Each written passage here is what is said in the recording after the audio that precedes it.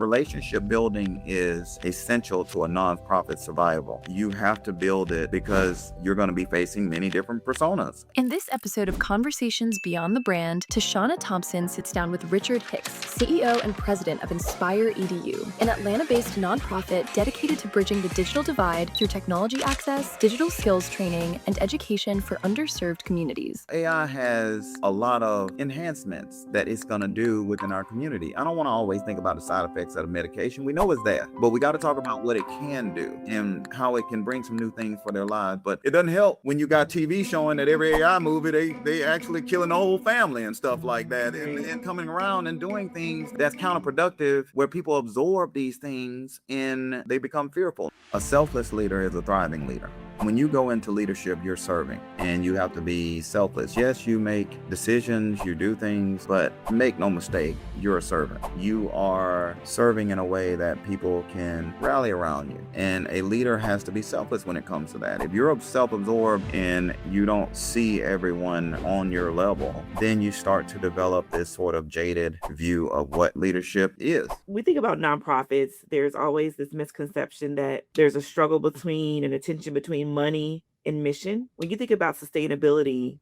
what would you tell a leader who feels like they're constantly chasing the next grant? I would tell a leader,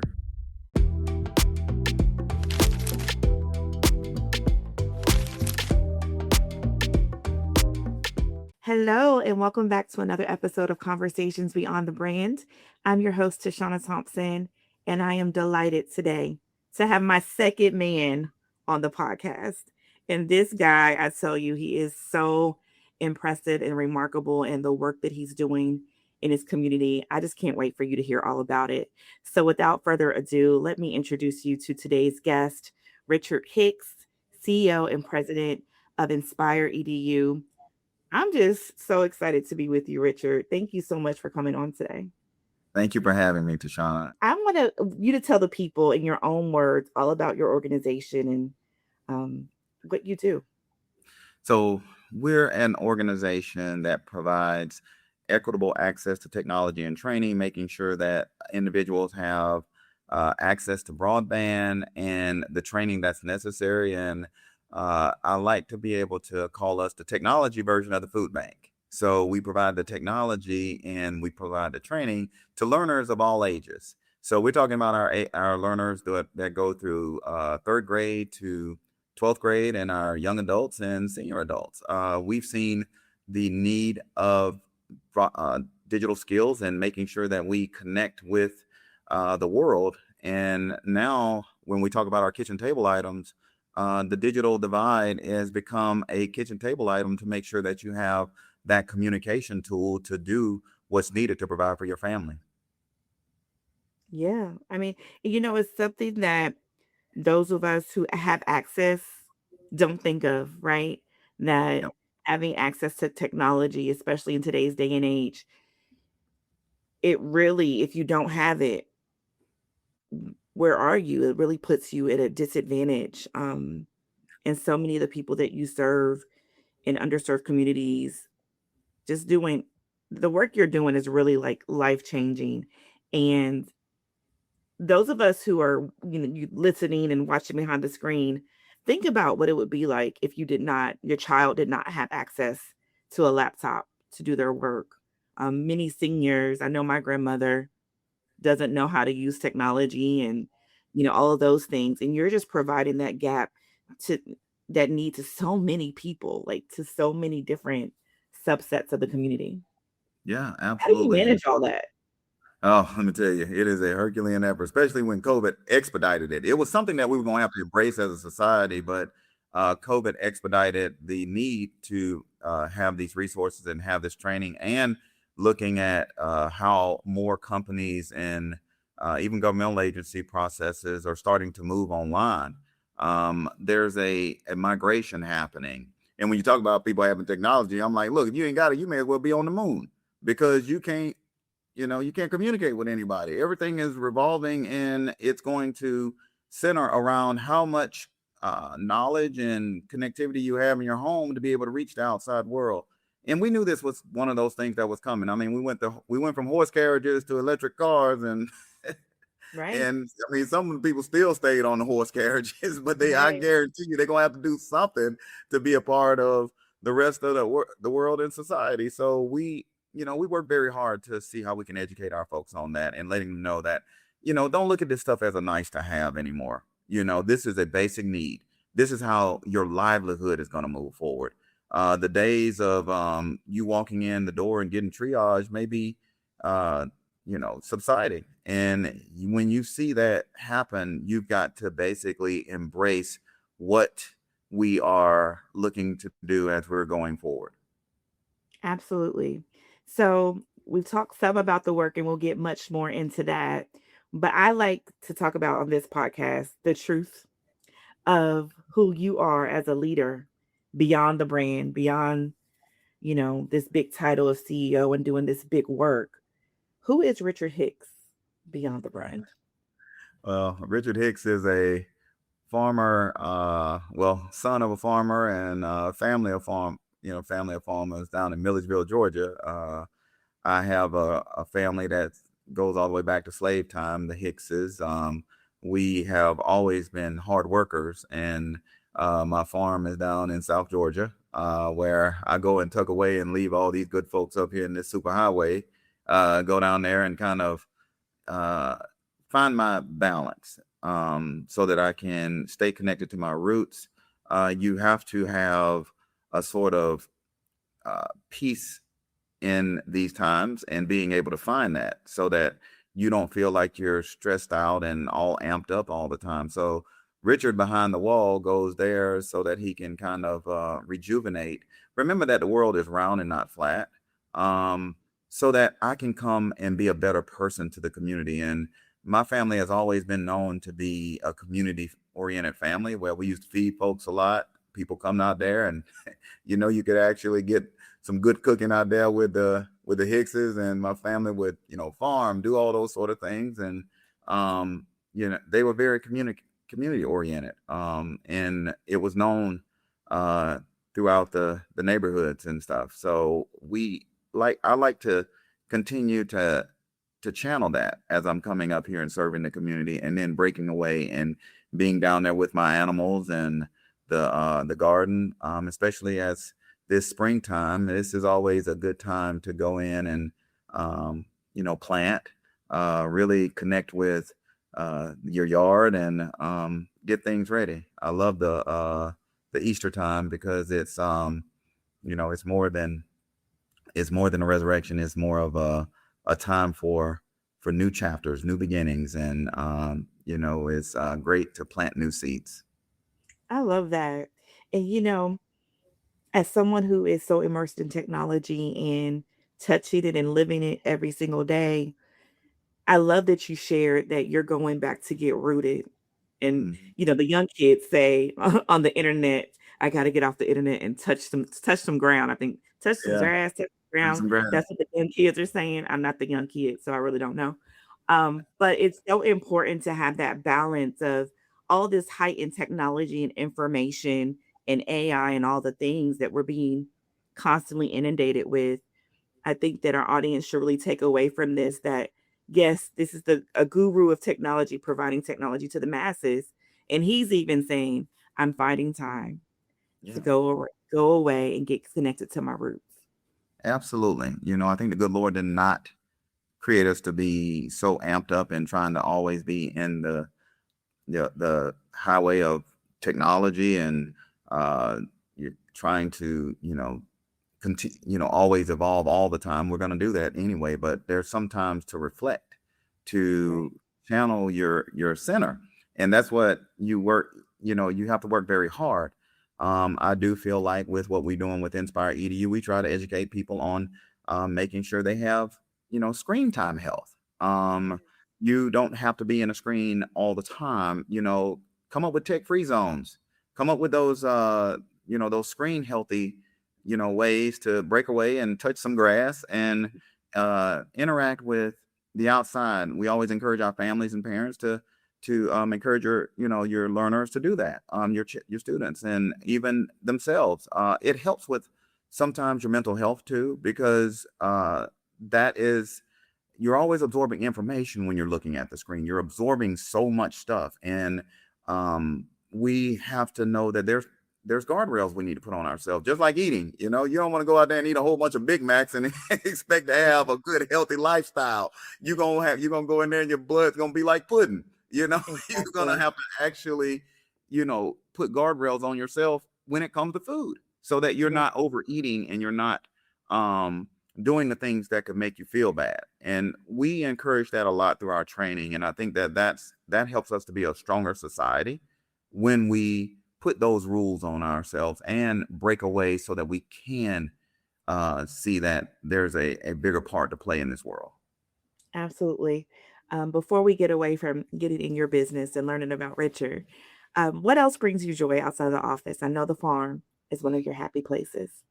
So a lot of cooking, I have to tell you, outside of the farm, and if everybody want to know cooking, I do like to go and find some good restaurants who can cook some good food, so that I don't have to be in the kitchen. But most of the time, I like to cook. I like to find out new recipes. Right now I'm trying to figure out. Look, I'm tired of buying buttermilk pies from people. I'm gonna figure out how to make it myself, and I Yes. love that. It's like a Rubik's cube. Like, I want to be Yeah. able to sit here and figure out how to do it, not always buy it from you, because then I become dependent on whether you feel good or Right. not to do it. So I like to explore those cooking I love those that. cooking places, and of course, grill. Those are things, but most of all, I like to find good places to walk around and listen to the listen to the wind, listen to the thoughts, and good scenery always helps to find that peace. And that's what helps when you see trees and hearing the wind blow. I like to be able to do that outside of just being in my place at the farm. I find other places that I can do that, and that's a joy for me. I love that. Who are some of the people who have shaped you and how you lead? My mother and father had a really ginormous impact on my life. They always taught us to be good to one another, love one another. I go to my 102-year-old grandmother and my great aunt. They instilled me the ancestral values of knowing, where we come from, and how to channel that as you're going through, because you're going to have trials and tribulation in this world, and you're going to have to lean on your faith in order to get you through, because we had to. The reason why Right. you're sitting there and you're successful is because we fought through those hard times. And having a good support system like that and listening, and I have two other brothers, Marcus and Jamal, and I lean on them because we all share this bond together. Yeah, with our parents being deceased, all of our family, those four are deceased, and we have to remember that as brothers. When we huddle up, we remember those times, the good times, the times that help us to move through life, and they've been a big part of my life and who I am. And I have a strong family support around that, and I know that it's something that you work to achieve in this life. And I think all of us are family. When you find people that are positive and they bring a good joy, I feel like I have a lot more. You get 10 times more. Yeah, you have losses, but I feel like 10 times more. Like my Inspire EDU family, all of the family that are you know close to me and immediate and everything. I feel like you have I have a lot we have a larger family now than just the three of us, me and my two brothers. I love that. And I'm a relationship marketer, so everything that I preach and teach is always about how do we continue to build relationships outside of our family, right? And how do we Mhm, build community and how do we really love on and support each other? Because it takes the collective. We don't get anywhere alone. mm-mm, So you've built this wonderful organization behind this belief that access to technology should not be determined by your zip code, which I mhm, love, yeah. and that every child in every family, every community deserves a seat at this digital table. Tell me about what led you to this work and when was the moment you said, okay, I have to do this? Well, we were part of a national organization that started in 2007, and we were doing this work throughout the years around the digital divide. And in my background, it's in technology, but it's Mhm. more of being in a technology department and providing, devices to, I feel like, people who have it, and even, with the school and everything. So then through the years, going in the nonprofit space, I didn't know that existed where people didn't have it. It was, you're trying to make sure that you have a community focus. And when I saw that, I was like, wait a minute, this is more than a job. It's a calling. This is what I did. And so being able to go through the years and learn how the digital divide, the evolution of it, what you need to do in order to give these devices where you feel like, don't have no useful life and send them to crush, they do have a useful life. We repurpose them. We call it our eco spark here. Our repurpose of devices is proven to be very beneficial. And so going through, those years and seeing that is almost like being in a chrysalis, learning the very thing that you're going to be tasked with when the time comes. And so the national office, they decided in 2019 they wanted to go back to New York and do another focus. And they we spun out from them.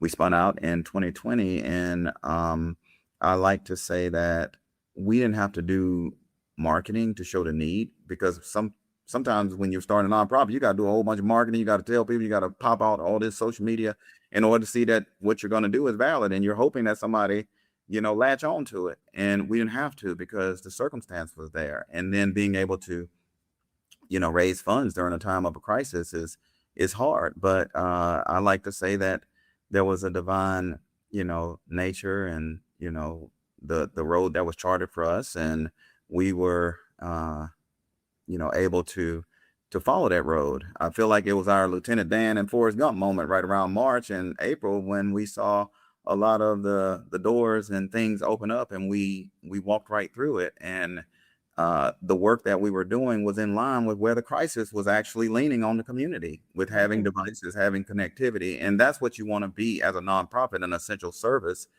to the community. And we had the state of Georgia, the city of Atlanta, they all leaned on organizations like ours, still count on our organization. And but we were considered a essential service by the city of Atlanta. We received a letter that, we needed to keep serving the community, because we needed to make sure people were connected and supported in a way that could allow learning to take place, as well as people accessing, their jobs. So it was, written in stone that we were going to be needed and to help people, and you want to be in that light. And I think, it's been a blessing. I thank the good Lord for being able to find that that need that you try to hunt for so long in your life. Because sometimes in life you're trying to figure out, well, what I want to do in life, what I want to do. I've got all these sort of ideas, I got all these things, but I don't know what my purpose is.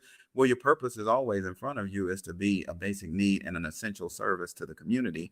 And you can do that. You can do that. Just hunt for what it is you're passionate about, and make sure that you line it up with what the need is within the community. When you do that, then you'll find a lot of great resources, but a lot of people will rally around you. You build it, they'll come.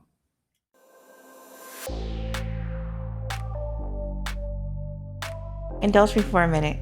Close your eyes and imagine what your organization would look like if you had your very own team of marketing experts dedicated to growing your organization. Let's make this vision a reality. Schedule your complimentary marketing audit today. We'll talk about what's working, what isn't, and how we can help. I love what you said about, really being aligned with purpose and focused on how do you serve from a place of purpose and passion. I serve a lot of women in my organization, and I've shifted a bit here lately. I've always worked with men, but I've been thinking about the men that I work with and are attracted to my organization are always still purpose driven and heart centered, just like you just spoke about. So when you think about the families that you serve, what does it feel like to witness this transformation that they go through once you're able to access this technology in education? So I've been on this journey for so long, over 20, well, almost 20 years. Mhm. I've been working in this space, and it never gets old when you see a family start collaborating and learning together, and even seeing adult learners be able to say, okay, this is what I need to do in order for me to go and achieve this goal. When that light bulbs come on and they understand a little better than they were before they came in, that's a ginormous win. That's the thing that you want them to walk away with.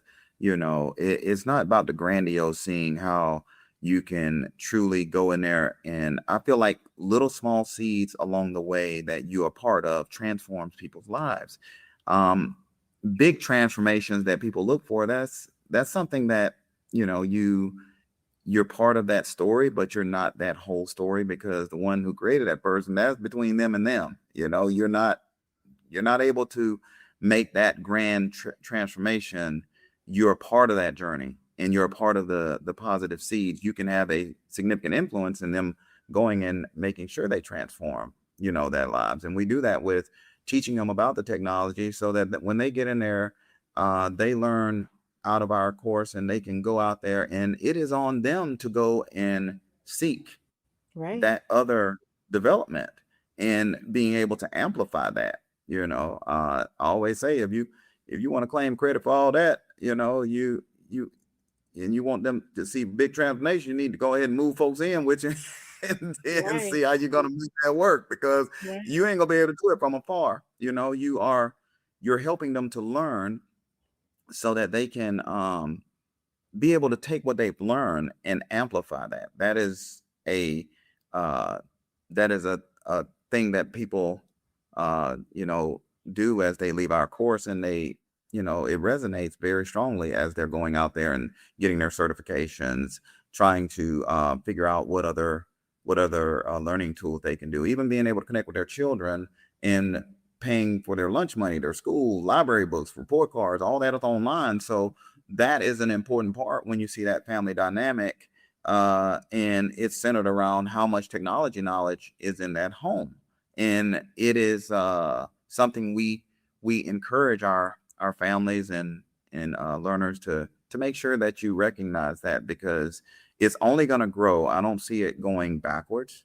It's going to No. continue to go forward. So you can get ahead of the curve and be able to make sure that you're more knowledgeable before it gets to you, where you just fit right into that sort of process that the school has transformed, or job has transformed online. You don't feel the pain as much as other people who just basically said they didn't want to fool with it because they didn't want to try. So you won't Right. be sitting there trying to play catch up. Absolutely. Can you paint a picture for us of what it looks like for, any local family that does not have access to technology? Like, what does Yeah. that look like? Yeah, we serve a low to moderate income population, and we serve a transient population. And I hear a lot where individuals come in here and they are, at a deficit of knowing what is available to them, and even being able to type on a keyboard, something as simple as doing that. And when a learner feels like they can't touch a keyboard because they don't want to put their information out there, they don't want to, feel like something being stolen, that means too much fear has been put into their this whole process. And that's something that we wrestle with as a society. We put too much fear in what people can do and learn. We try to make them scared of it. Um, I feel like when people come in here and they don't feel, we do a pre-survey, we find out what their confidence level is. And Mhm. that's what tells you whether or not you've made an impact. So we do a pre-survey to say, hey, what's your confidence level? So that we can get a look at who we're going to have in the room. And then that lets us know just how much we need to go into the content around some of these things. And then we do a post survey to try to see how, let's find out what people would learn. And we get good results by saying they know a little bit more than what they came in. Now, ultimately, you want to continue to have that learning. So we created a continued learning program. We call it our Bridge 2, where we can do more digital skills as we're trying to get them to teach it. It's like creating that elementary, middle school, and high school. When you go in elementary school, you don't know nothing. All you know is that, you got a few things that you're trying to learn, your arithmetic, your ABCs and stuff like that. But this consistency helps to build that confidence. And learners coming in can sometimes lack that confidence of just doing some of the basic things, even turning it on. I've had them come in and say, if I turn this on and this thing look at me, because this camera, it's gonna basically send it out to the world. No, it's not. It ain't gonna do that. Y'all stop watching Hollywood movies that's letting you feel like War of the Worlds. What we want to do is, embrace this technology. So we talk to them about, yes, your camera is on, but you have to go and do some of these services in order for, things to really go and interact. Yes.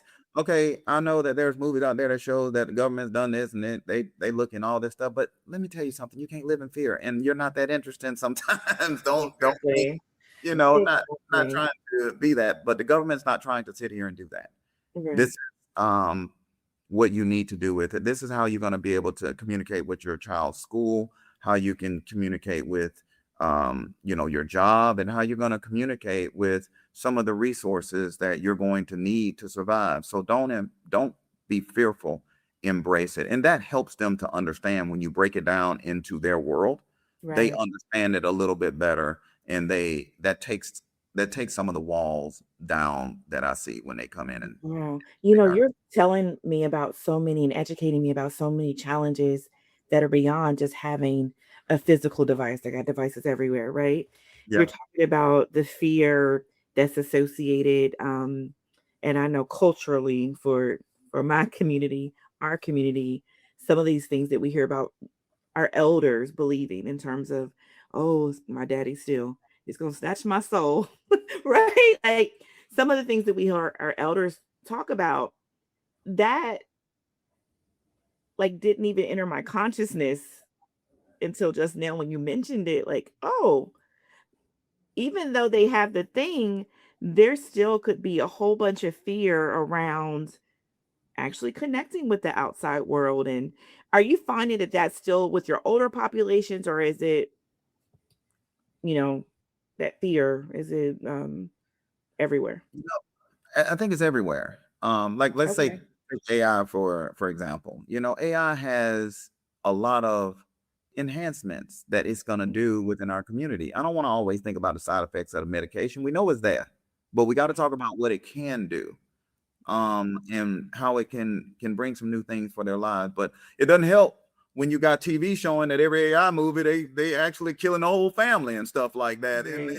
and coming around and doing things that's counterproductive, where people absorb these things and they become fearful. Now there is rules, there's guardrails, there's internet and AI safety, and understanding the risk of using it. We can put that out there in a concise way so that people can not be scared of it, and that's the thing that we need to make sure that we're doing more of as a society versus the other. And I think that I'm seeing that from all levels. One thing about kids are fearless. So Right. they're going to go in there and they're going to go all in, and they're going to make these. The only thing you need to make sure that you're mindful of with kids is not doing too much on social media, because the concept of TMI, too much information, we want y'all parents, don't be afraid of parenting in this digital age. I was just on a Right. panel about that, and I said, don't be afraid to parent in this digital age. If you got to tell your child, no, no, you're not doing this, that is not a bad thing. Or, hey, put this electronic, or if you're going to do that, I need to see what you're doing. That is not a bad thing. We had that growing up. Never let that go. That is not you encroaching on their life. That's you parenting. Right. And we want to we want to make sure that we don't let fear dominate the conversation. And there is a good healthy bit of fear that produces courage, because we know that courage is built off of fear. It's built from what you're afraid of, what you're doing there, but you do the hard things so that it can make you stronger. So there's a healthy bit of that, but don't have this sort of blanket fear that you won't be willing to try. Just look at it, evaluate it, and if it's something you want to go and do, then you do your research and you do it. You do it in the right way that can help you learn. I don't think that being scared of everything is the right way to walk through this life. Absolutely not. Absolutely not. I was just really, surprised that that fear um is so prominent still across age groups. Yeah, So it, I don't want it to is. belabor that, but yeah, No, that's you're right. surprising to me. Yeah, and this goes back to all this information being absorbed and Yeah, being fear out here. mongering. Yeah, there was pro and con to all this communication being able to be at our fingertips in a matter of seconds. Yeah, It was making sure that we didn't become scared of some of these things. And we have to look and see what's misinformation and what's the right information. And that has always been a part of critical thinking. That's where we want to make sure we don't lose that concept.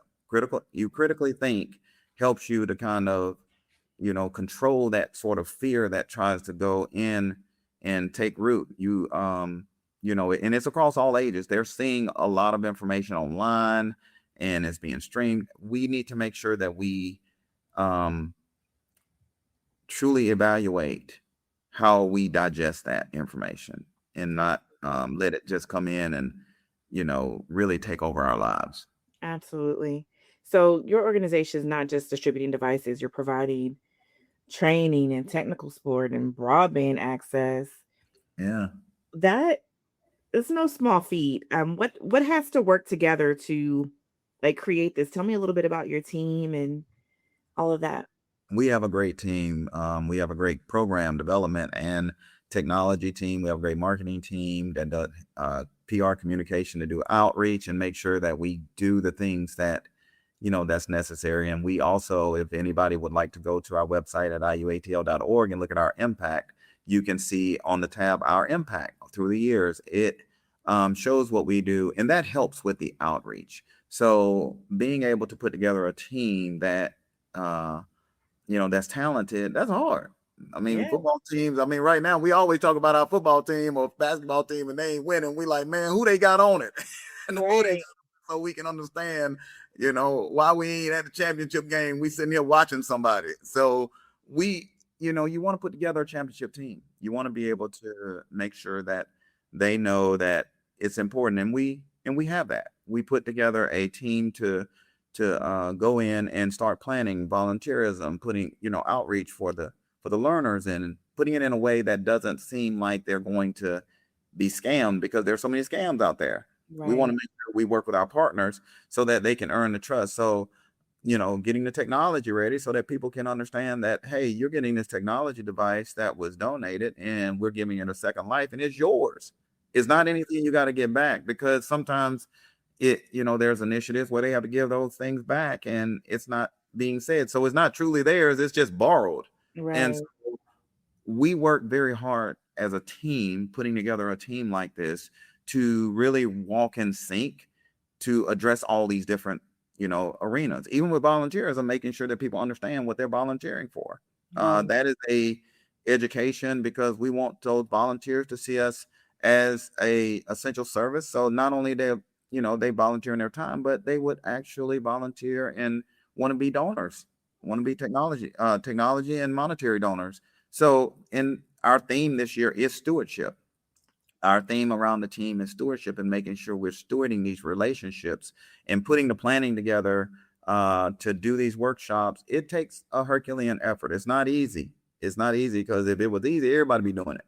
But it's absolutely, not easy. And um, now even more so, it's important to not underestimate outreach, being able to get through all of this noise of stuff that's going on out here to get to these individuals and say, hey, we have this workshop where you can come in and get this, this technology resource. We call it our Learn to Earn, and it's yours coming in to train and being able to to walk out of here with one extra benefit than you had before you came in. And that's a hard thing to put out when the world is putting out so much junk. And so we have to sift through all of that. And we have a good team that works very hard to make sure we reach the people, and we storytell of what the things that we're doing. This is where our storytelling is important. One of the greatest stories was ever told was decades and decades and decades ago, and we're still doing that to this day. And that's what we want to do. When you tell stories and you get people to rally, then the digital skill and hearing people's experience will resonate, and it'll start to take root in the community. Absolutely. And you spoke about some of the partnerships you've been able to build, and you built some really impressive partnerships over the years with Truist and Comcast and others. And I know that doesn't happen by accident. That's all of that is relationship driven leadership. How do you approach being the kind of corporate and community partners that are really aligned with your mission in the Yeah. long? Yeah. Most of the companies, they want to align with making sure that they're supporting an essential service. And Yeah. when you support an essential service, that helps them to really rally the troops that they have within their company.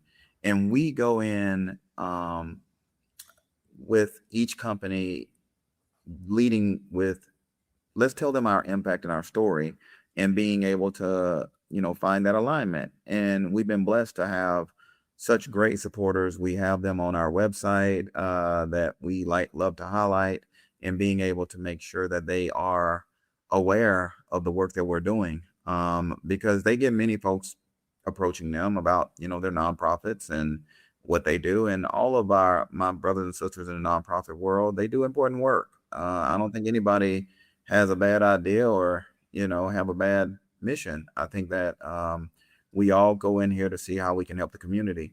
And I go in with making sure that the companies and even individuals see our impact. I treat everybody as if they're getting a grant report and like a foundation, because people always deserve to be treated like that, because the circle of life, you don't know where they may end up. And you want to be able to make sure that you make a good impression, so that they can feel like, oh, this company, this nonprofit is having a lot of great impact within the community. Look at what they've done. Look at their impact report. Look at their overview. And that allows us to be able to find the right champions and the right friends and supporters, even the right Yeah. families to bring to the table, so that we can have sort of a good ecosystem for learning, but also being able to have a good support structure. It's a hard thing to do. It's not easy. I think sometimes it's underestimated in a way that seems easy. As you're getting a nonprofit, you're like, oh man, everybody gonna rally around me, because guess what we do. And that is not the case. That is not the case. What you want to do is you're going to have to put in the work, and you're going to have to build those relationships. Relationship building is essential to a nonprofit survival, and you have to build it because you're going to be facing many different personas, and those personas are going to really depend on how you're going to stay engaged with that company. And we've been able to be blessed and fortunate enough to maintain some really good folks in our quill that believe in the work that we do, and see that it is truly beneficial for us to continue doing it. Right. I want to point out a couple of things that you said about having the right partners and being an organization that corporations want to invest in. And you've said it again and again: providing an essential service, providing something the community actually needs, and solving a real problem.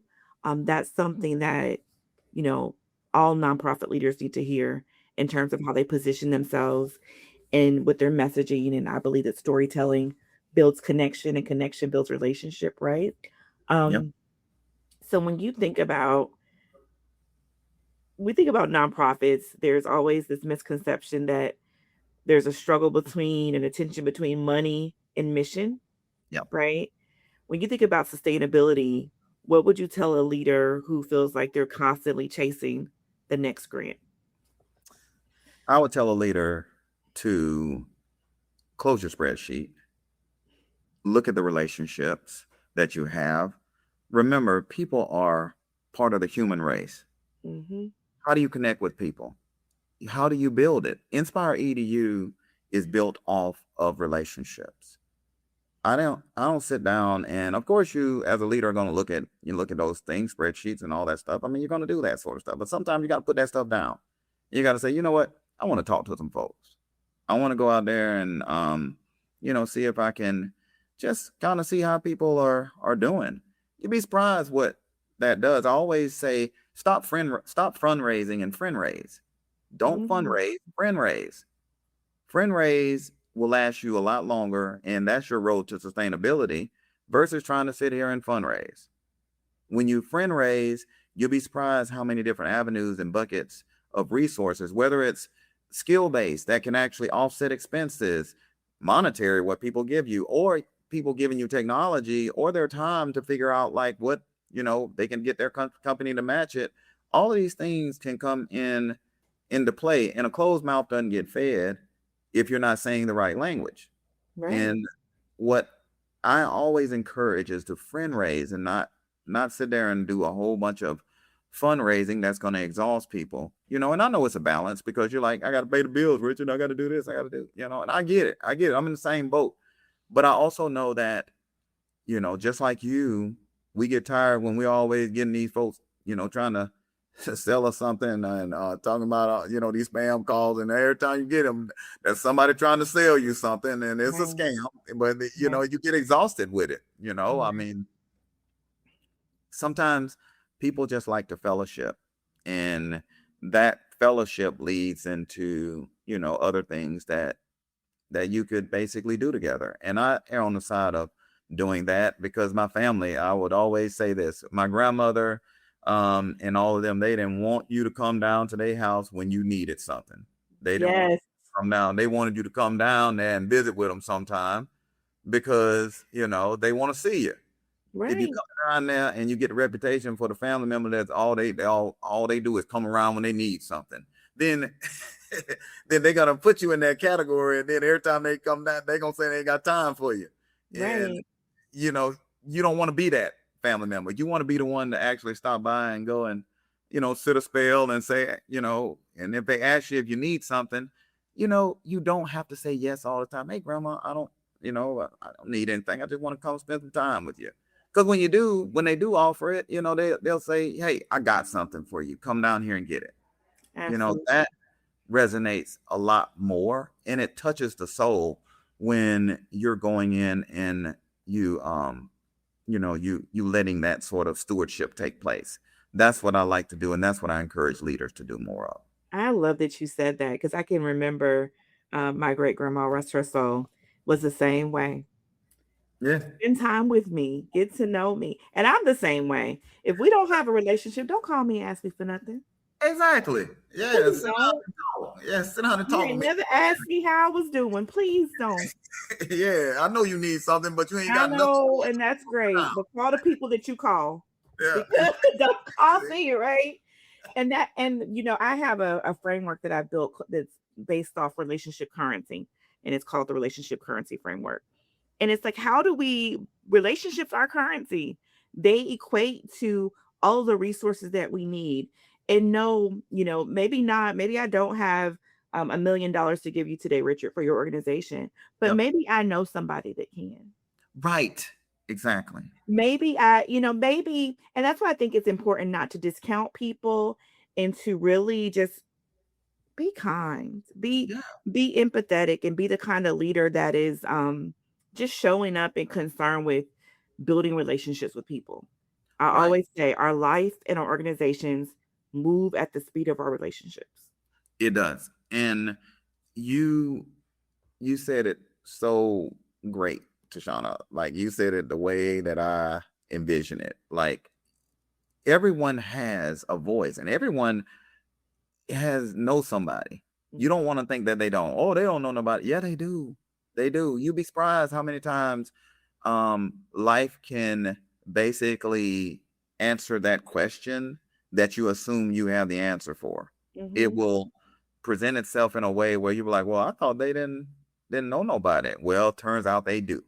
And you it could be something that someone who uh has a flat tire, and you treated this person really well, and that person who helped to change that tire changed it for somebody is a millionaire.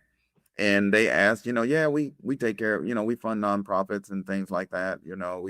We do this as they're talking, and they're kind of fellowshipping, and they could say, hey, I volunteer with one called Inspiredu. You might think about looking at that, and all it is just them sitting there, and they try Exactly. changing the tire, just sitting there waiting with them as somebody comes to change it. They just have a small conversation, or sitting there waiting in a lobby at a mechanic shop together, and have a conversation about you. And I always look at those little things like that, because those help to bring sort of those big things that you're looking for. It's not always the bigger pond Right. that has the better fish. Absolutely. You have to look at it like in a way that this all of them have fish nonetheless, no matter what they are. Absolutely. And all of them you have to go and fish for, and they can feed you. So I like to err on the side of making sure everyone has that important voice, that God-given voice that can help you to get you to what you need. I love it. I love it. When you think about the type of leader that you are, I really believe that we're living in a society where empathy and vulnerability for leaders is really required. And these are traits that we typically think of that are feminine traits. Yeah. And I know to do the work that you do, you have to be that type of leader. So tell me a little bit about how you lead your organization. Yeah. A selfless leader is a thriving leader. Mm. When you go into leadership, you're serving, and you have to be selfless. Yes, you make decisions, you do things like that. But make no mistake, you're a servant, and you are serving in a way that people can rally around you. And a leader has to be selfless when it comes to that. If you're self-absorbed and you don't really see everyone on your level, then you start to develop this sort of jaded view of what leadership is. There's no kingdom for you to Right. be thinking you're sitting on. You are a person who bleeds the same color as other people, Right. and no one is better than the next person, and you should lead by that. Let that be your North Star, because easily in leadership, what can be given to you can be taken away, Absolutely. no matter at what level you are. It has been proven throughout the years. Sometimes you don't see it in a way that starts to happen down the road. You ain't supposed to. You ain't charging. You wrote this. You're not writing the book of life. As a matter of fact, you don't even know what tomorrow looks like. And True. I like to err on the side of having leaders understand that you need to lead from a place of being selfless, knowing that you treated everybody good on that day, because of course you want to be tomorrow, and you want to see tomorrow, and do the same thing you did today by treating people good. But while you're here and you're living through this moment, you should treat people with respect, treat them good, love them, and know that y'all gonna be different, but don't always go to bed, or go to sleep with nothing but a bunch of anger sitting there, on your heart. You need to go to bed feeling as if, look, I know that everything was done today in a way that may not have all been positive, or there was some negative points, but nonetheless it was a good day, and then you go through and close your eyes with the hope that you're going to wake up tomorrow and you can see another one. If not, then you don't go home. then you Right. Right. But How do you think your team would, excuse me for cutting you off. How do you think your team would describe your leadership style? they would describe it as selfless, getting in the trenches with them, and uh, really, really having that empathy. When it comes to looking at everything and understanding, hey, they need some hands here. They need some extra help. I try to look at the whole picture as a leader, and I always encourage leaders to look at that and make sure that you're looking at your whole team, because your team, they need you. They need you more than you realize to be able to go in there. And then sometimes when they got it, hey, look, that's poetry in motion. Yeah. And we want to, just be around to support. And so my team would say that they've actually said it before. As a leader, I roll up my sleeves and get in there and help. I don't mind getting on the line to serve food and anything. I mean, whatever's required, that's what's done. And they know that I'm a selfless person. I love that. How do you want both your team and the people that you serve to feel when they encounter the Inspire EDU brand? I want them to see a community brand, an organization that embraces the community, and I want them to walk away with feeling the warmth, feeling like, hey, I belong here, or I can come in here and learn. I want the community to walk away with confidence, and hopefully, if we're in a spot where they've had a rough patch and they're trying to come in here and learn, maybe we can be a little spark of hope. Absolutely. And this is what I want Inspire EDU to walk away with, the same way my family walked away with the reputation of taking care of the community. They were known for that, and I love for that to be a thing that that Inspire EDU is known for. That we truly work to provide that technology access and development that truly changed the lives. I want us to be known for that, and not just a bunch of words that's on a tagline or anything like that. It's written. Absolutely. You have shared so vividly so much of your family legacy and what that has meant to you and how it shaped you and how you still go back there now. How do you want people to remember you and your legacy? Not just as a CEO, but as the man. Well, I do want him to remember that, hey, he had one clean shaved head all the time. He did not have a way it would look like a bunch of patches in it. So he kept himself up. So I do want them to know that, hey, he kept himself up, y'all. I love that. uh, and the other part is I want them to remember the smile and the positive uh out outward, facing person I was, and being able to really fellowship. I want them to remember that, Richard is a good person. He may not be, I never said I was perfect, never, nobody's perfect. I don't want to set that up. Don't say that. But he was good. He did what he could. If it was within his um power, or or point of view, or like that, he would make it happen. And he would try to make it happen. And so I want people to know that about me, and being a hard worker. You work by the sweat of your brow. You don't work, you don't eat. And I want to make sure that I have that, written as I'm going out of here. I want that to be known, is that, Richard was a hard worker. He would go in there and he would do this, and he was selfless, and he was, he had a great attitude about, the things that he did. He wasn't always peachy keen, but hey, his good days outweighed his bad days. And I want people to know that about me. I love that.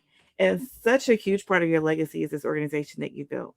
So Yeah. tell the people how they can support you at Inspire EDU and your organization. What can So I we do to always, help? thank you. I always ask for people's awareness. So please go to our website at www.iuatl.org. Raise awareness around the work that we do. That helps us to be able to spread the good word, continue to find those folks who need these skills, and being able to help us to sort of amplify the mission. And of course, we're on social. We're on Meta. We're on LinkedIn, TikTok, Instagram. Follow us on all those channels so that we can be able to connect with you wherever you are. And then you can hold up your phone and show somebody and tell them, hey, stop for a minute and look at this. And this is a great organization doing some great work. We were blessed enough to be on the Kelly Clarkson show in 2024, and we have that video on our website, so you can see, we've had some real good exposure to market around the work that we do. And I would encourage people to volunteer. I ask for your time. That's the most precious thing in the world. I want to ask for your time to come in and be a part of our mission and be at our workshops and help to spread the good word. And I think that when we get those things, those other resources, they take shape. I love that. Before we go, I want to have a little fun with you, if you allow it. So this is my unfiltered and unplugged segment of the podcast. So I'm going to ask you a couple quick questions. Give me the first thing that comes to mind. Coffee or tea? Coffee. How do you like your coffee? Oh, I got to have a little bit of cream and maybe 4 sugars. Okay. Do you work out first or straight to your inbox? I work out. Okay. Oh, no. Take that back. Straight in my inbox. I'm an evening workout.